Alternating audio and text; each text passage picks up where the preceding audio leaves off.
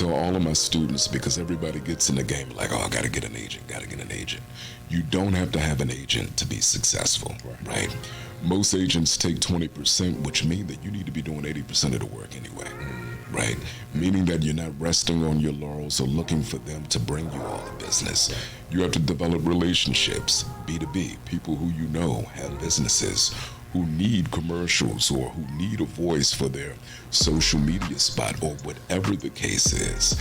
And outside of that, then of course I get auditions from my agents. I have an East Coast agent, I have a Midwest agent, and I have an LA agent as well. Wow. Yeah. And I grew into that. That wasn't off the top, right?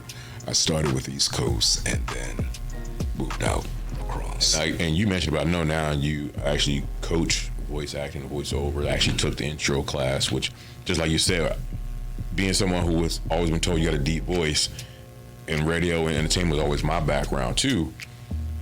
First in your class was like, no, you gotta have a totally different style of speaking and everything. It's not just the bottom, the boom, as you called it in our class. Not just that. That's one of the big things that I try to tell folks, because people will hear from other folks. Oh, you got a nice voice. You should be in radio, or you should be doing commercials. But voiceover is so much more than simply having a nice voice, right? If you can't bring somebody else's words to life, then to them your voice isn't even nice at all.